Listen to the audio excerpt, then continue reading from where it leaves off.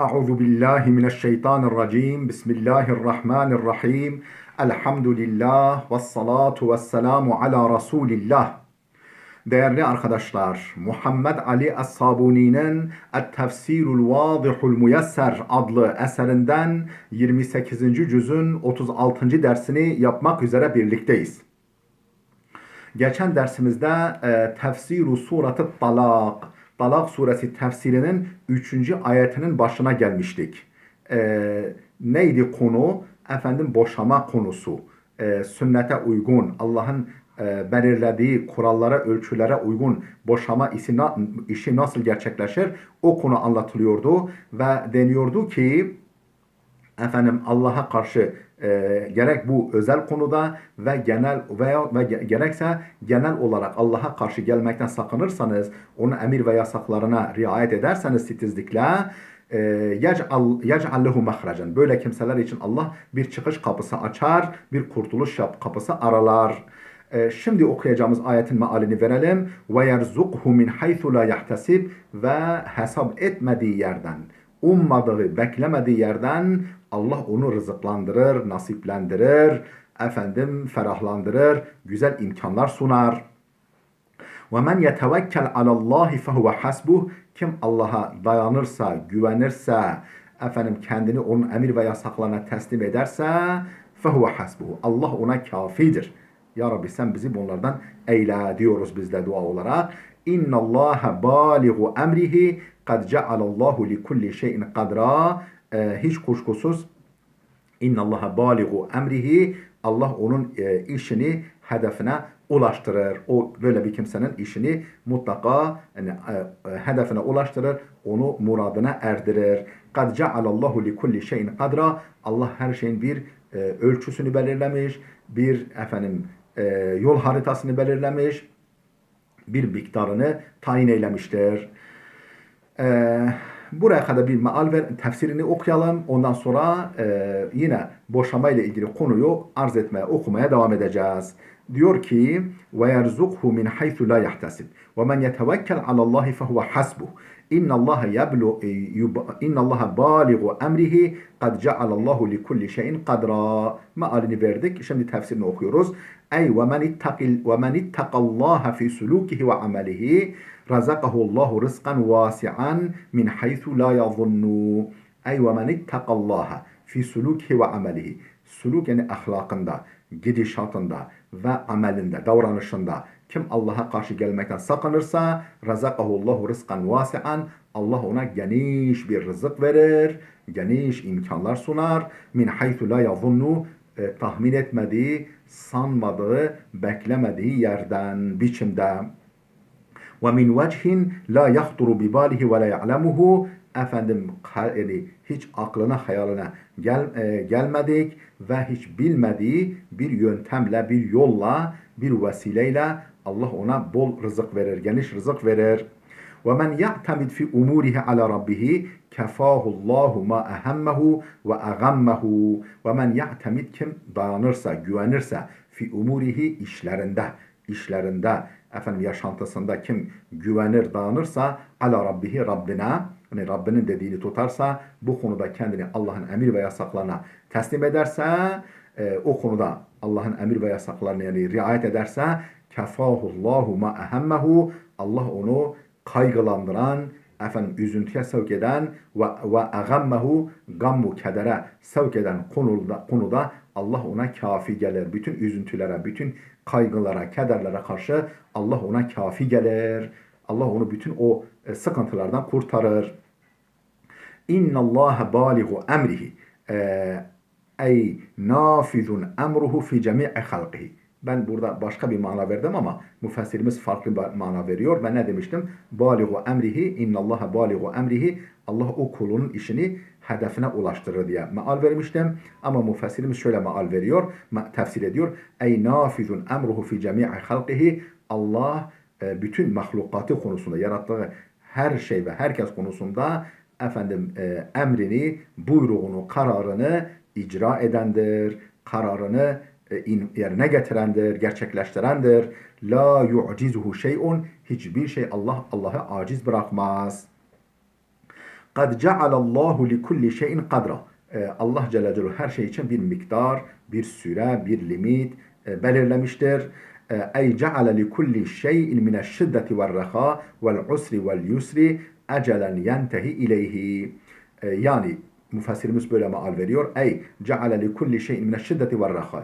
Yani şiddet, sıkıntı, reha, bolluk. Yani sıkıntı ve bolluk olsun. Vel usri zorluk. Vel yusri kolaylık olsun. Her şeyde Allah belirlemiştir. Ecelen bir süre belirlemiştir. Yani sıkıntının da, zorluğunda, güçlüğünde, ferahlığında, bolluğunda bir süresi vardır. Yentehi ileyhi. O limitini doldurunca sona erer. فَلَا يَيْأَسِ الْمُؤْمِنُ وَلَا يَقْنِطْ مِنْ رَحْمَةِ. Şu halde mümin Allah'ın rahmetinden yese kapılmasın, üzüntüye kapılmasın, ümitsizliğe kapılmasın. وَلَا يَقْنُطْ مِنْ رَحْمَةِ. Allah'ın rahmetinden beklentisini kesmesin. O Allah'ın rahmetine karşı beklentisi olsun. Yuhka, hikayet edildiğine göre enne Avfel Eşca'i esserrel müşrikune daha doğrusu esserrel müşrikune ibnehu. Anlatıldığına göre Avf el-Eşca'i isimli sahabinin müşrikler oğlunu esir almışlar. Müşrikler Avf el-Eşca'i'nin ve Eşca kabilesine mensup Avf hazretlerinin oğlunu esir etmişler. Esserel müşrikune ibnehu. Fekâne ye'ti ila Resulillah yeşku ileyhi hacetehu. O Avf da Resulullah zaman zaman gelir, ihtiyacını ona arz ederdi. Yani durumunu ona yakınırdı. Ya Resulallah benim oğlum gitti. Gece gündüz hanımın gözyaşı dinmiyor. Evimizde yas var, üzüntü var. Yani böyle durumunu peygambere şikayet eder, halinden yakınırdı. Ya'ti ila Resulü yeşku ileyhi hacetuhu ve vad'ahu hacetuhu ve da'fahu, daha doğrusu ihtiyacını ve zayıflığını, acizliğini, çaresizliğini, sıkıntısını peygambere şikayet yolu anlatırdı. Ve yuhbiruhu, ve peygambere haber verirdi ki bi enne zevcetehu ümme ibnihi, hanımı yani oğlunun annesi olan hanımı tebki aleyhi, durmadan oğluna ağlıyor. Fekale lehu sallallahu aleyhi ve sellem, peygamber ona dedi ki İnna Allah seyec'alu leke faracan. Allah senin için bir farac, bir kurtuluş, bir ferahlık kapısı açacaktır. Meydana getirecektir. Ve mur ummehu bis sabri. Annesine de sabrı tavsiye et. Annesine, kendi hanımına, oğlunun annesine de sabrı tavsiye et. Ve ekfiru min kavli la havle ve la kuvvete illa billah. Şu sözü de çok söyleyin. La havle ve la kuvvete illa billah. La havle ve la kuvvete illa billah cümlesini de çok söyleyin. Fefa'ala. Onlar da böyle yaptılar. Sabrettiler. La havle ve la kuvvete illa billah'ı çok çektiler. Ne demek la havle ve la kuvve? Yani kötülükten, sıkıntıdan böyle kurtuluş ve iyiliğe, güzelliğe, ferahlığa meyil ve kuvvet yoktur. İlla billah. Ancak Allah'ın yardımıyla. Yani kötülükten kurtuluş, sıkıntıdan kurtuluş da ve iyiliğe meyil, kuvvet vermek de, ona yönelmek, onda ilerlemek de ancak Allah'ın yardımıyladır. Bu cümleyi çok söyleyin dedi. Fefeale, onlar da öyle yaptılar. Felem yelbefe ba'de zalike illa yasiran. O günden sonra çok beklemediler ki iz qara'a ibnuhul bab. Bir de baktılar ki sürpriz bir şekilde oğlu kapıyı çaldı. Yani ailesinin kapısını çaldı. Fedehale, eve girdi ve ma'ahu mi'atu minel ibil. Yanında 100 tane deve. Yanında beraberinde 100 tane deve. Gafele, nasıl olmuş bu? Bu develer nereden gelmiş? Gafele anha el aduvu festaqaha. Tabi düşmanlar arasında esirken böyle bir yolunu bulup kurtulmuş, kaçmış. Orada da 100 tane düşman devesi var. Düşmanın 100 tane devesi var. Kafir. Festaqaha. Onları da önüne katmış. Herhalde bir kenarda bir yerde onları da önüne katmış. Sevk etmiş, getirmiş. Ba'de en harabe minel a'da, düşmandan kaçarken böyle 100 deveyle beraber gelmiş. Ravahu İbn Cerir, bu olayı İbn Cerir At-Taberi tefsirinde nakletmiş. Yani bu böyle işte Allah yani sabreden, Allah'ın emrine uyan, yasaklarından sakınan kimseler için böyle ummadığı yerden kapıları açar, ferahlık verir ve ummadığı şekilde bol rızık verir. Allah bizi de onlardan eylesin inşallah. وَاللَّائِ يَئِسْنَ مِنَ الْمَحِيضِ مِنْ نِسَائِكُمْ إِنْ اِرْتَبْتُمْ فَعِدَّتُهُنَّ ثَلَاثَةُ أَشْهُرٍ وَاللَّائِ لَمْ يَحِضْنَ. Şimdi وَاللَّائِ يَئِسْنَ مِنَ الْمَحِيضِ مِنْ نِسَائِكُمْ. Kadınlarınızdan, hanımlarınızdan efendim ay halinden ümidini kesenler. Yani artık regl dönemini yaşamayanlar. Belli bir yaştan sonra artık efendim oradan menopoz dönemi oluyor. Artık ay halini görmüyorlar. Diyelim ki bu gibi kadınların boşaması nasıl olacak? Yani iddet hali efendim işte temizlik halindeyken efendim boşama bir talakla boşanacak. Ondan sonra efendim hayız görecek. Sonra temizlenecek. Sonra bir daha böyle 3 hayız yani yaşadıktan sonra efendim henüz bu süre tam dolmadan kocası ya efendim güzellikle hayatını yani sürdürme kararı verecek yahut da güzellikle ayrılacak. Peki ay hali görmeyen kadınların durumu ne olacak? Veyahut da yani efendim o ay haline kesilmiş veyahut da hiç görmeyen kadınlar olabilir. Ay halini hiç görmemiş, hiç görmeyen kadınlar olabilir. Bunlarda durum ne olacak? Şimdi onu açıklıyor. وَاللَّائِ يَئِسْنَ مِنَ الْمَحِيضِ مِنْ نِسَائِكُمْ. Kadınlarınızdan, hanımlarınızdan efendim hayızdan ümidini kesenler. Yani artık hayız halini hiç görmeyenler. اِنْ اِرْتَبْتُمْ. Eğer tereddüde düşerseniz acaba işte ne oldu yani karnında çocuk var mı yok mu falan bu boşama sırasında فَعِدَّتُهُنَّ ثَلَاثَةُ أَشْهُرٍ. Onların iddeti 3 aydır.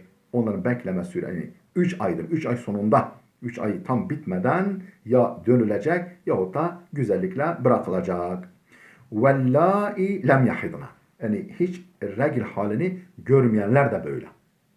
Yani belli bir dönem görmüş. Yani ondan sonra görmeyenler değil de hiç görmeyenler de böyle. Ey vel nisvetul levati inqata'a hayduhunna likiberi sinnihinne.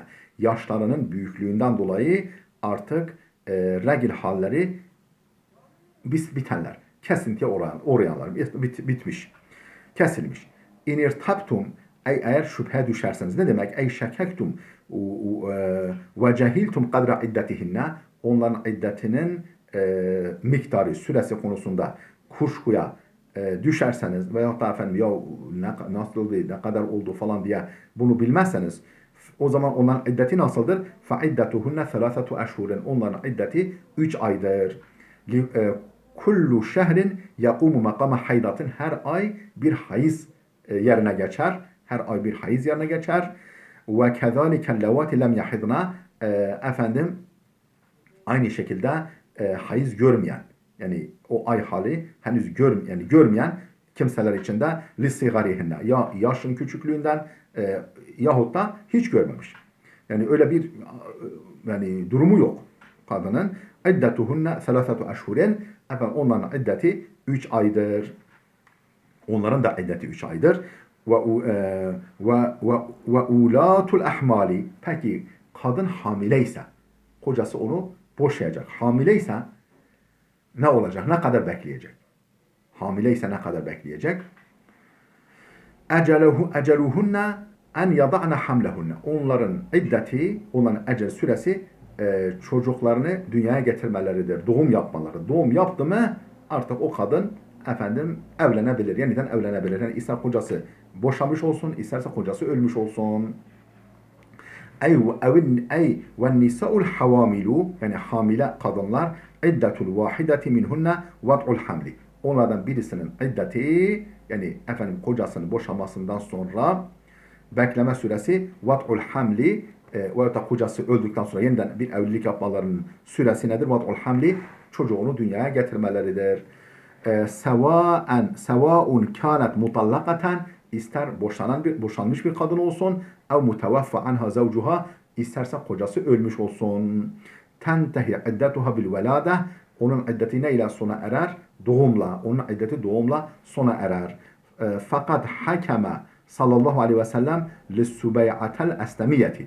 Sübey'a el-Eslemiye. Sübey'a el-Eslemiye diye bir kadın var. Peygamber onun hakkında şuna hükmetti. Elleti kutile zavcuha ve kânet hamilen. Kocası öldürülmüş ama kendisi hamile. Kendisi hamileyken kocası öldürülmüş.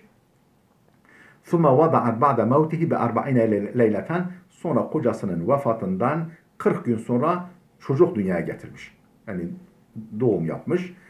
Kadın neye hükmetmiş peygamber bu kadın hakkında? En tetezevveca artık evlenebileceğine hükmetmiş. Fezevvecaha sallallahu aleyhi ve sellem le ahadis sahabe. Peygamber o hanımı bir sahabisiyle başka bir sahabisiyle evlendirmiş. Kema fi sahih-i Bukhari. Sahih-i Bukhari'de geçtiği üzere.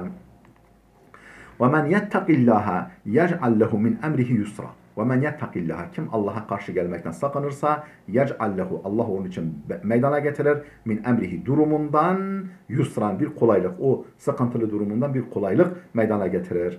Ey وَمَنْ يَخْشَ اللّٰهَ فِي تَصَرُّفَاتِهِ وَاَقْوَالِهِ Yani tasarrufatında, yani yapıp ettiklerinde, davranışlarında, tutumlarında ve sözlerinde kim Allah'a karşı gelmekten korkarsa, sakınırsa yusahhil aleyhi emrehu.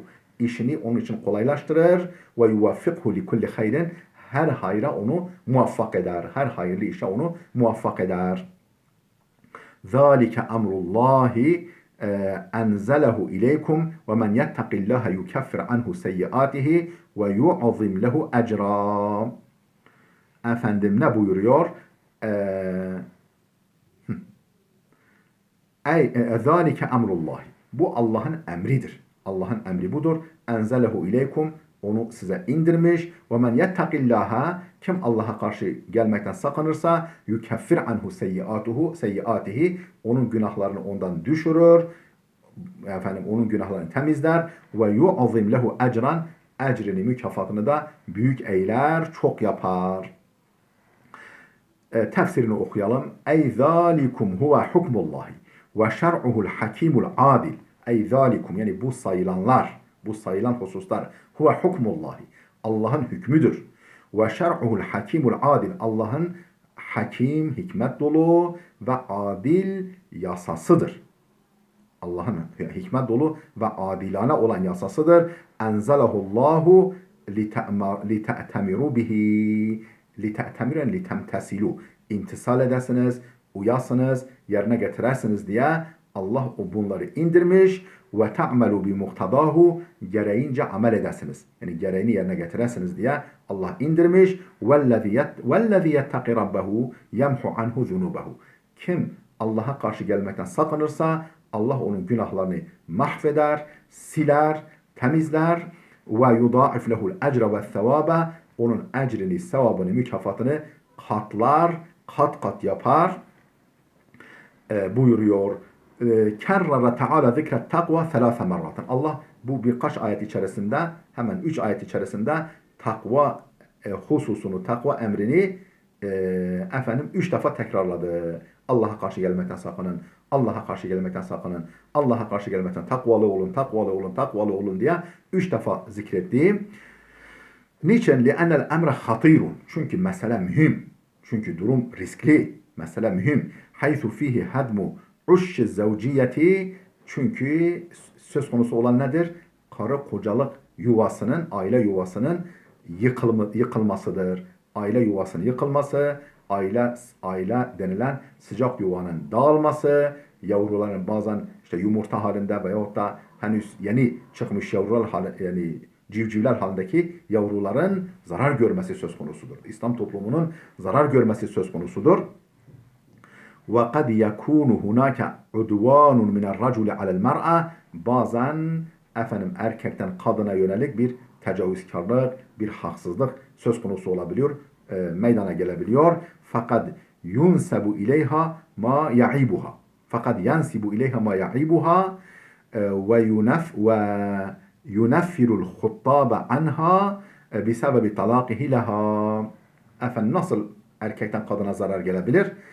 Fakat yansibu ileyha ma ya'ibuha. Bazen kadını ayıplı kılacak, kadını kusurlu hale getirecek, imajını bozacak şeyler nispet edebilir. Hanım böyleydi ki boşadı. İyi bir ayakkabı teki olsaydı kocası onu boşamazdı falan. Yani böyle bir imaj, böyle bir yani söylenti sebebiyet verebilir.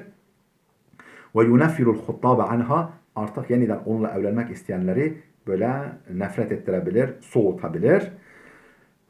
bisebebi talakihi leha, o kadını boşamasıyla فَلِذَٰلِكَ تَكَرَّرَ الْاَمْرُ بِالتَّقْوَى, bunun için takva emri tekerrür etmiş. Allah takva emri, takvalı olun, takvalı olun, aman dikkatli olun, aman hassas olun, aman birbirinizi incitmeyin falan diye tekrar tekrar bunu hatırlatmış. وَالنَّبِيُّ الرَّؤُوفُ الرَّحِيمُ اَوْصَى بِالنِّسَاءِ وَهُوَ عَلَى فِرَاشِ الْمَوْتِ. Peki peygamber ne yapmış? وَالنَّبِيُّ الرَّؤُوفُ الرَّحِيمُ. O rauf, yani şefkatli ve merhametli olan peygamber, şefkati, merhameti çok olan peygamber de evsa bin nisa'yı, kadınları tavsiyede bulunmuş. Kadınlar hakkında sıkı sıkı tavsiyede bulunmuş. Ve huve ala firâşil mevti, ölüm döşeğindeyken 3 şey tavsiye etmiş. Namazı, kadınların hukukunu gözetmeyi ve kölelerin, esirlerin, böyle zayıf bir sınıf olan esirlerin, kölelerin hukukunun gözetilmesini tam ölüm döşeğinde tavsiye etmiş. Bu noktayı özellikle vurgulamış. لِعِلْمِهِ بِضَعْفِهِنَّ. Çünkü kadınların zayıf olduğu, hele o dönemde zayıf olduklarını biliyor, haklarını yendiğini biliyor. فَقَالَ وَهُوَ يُوَدِّعُ الْحَيَاةَ. Bu hayata veda ederken şöyle buyurmuş peygamber. İnne emra kunna yehummuni ba'di. Benden sonra bu kadınların durumu beni kaygılandırıyor. İnne emra kunna yahummuni ba'di, yani beni ilgilendiriyor, beni ciddi kaygılandırıyor. Kadınların konusu, durumu. Velen yasbira aleykunna illa sabirun. Aleykunna illa sabirun. O kadınlara ancak çok sabırlı olanlar sabredebilir. Yani kadınların böyle hukukunu riayet etmeye devam edebilir. Onların ufak tefek incitici durumlarına sabredebilir. Ancak sabırlılar buna dayanabilir. Ravahu Tirmizi. Bu hadisi Tirmizi nakletmiş. Değerli dostlar, burada dursun. Gelecek dersimize kadar Allah'a emanet olun.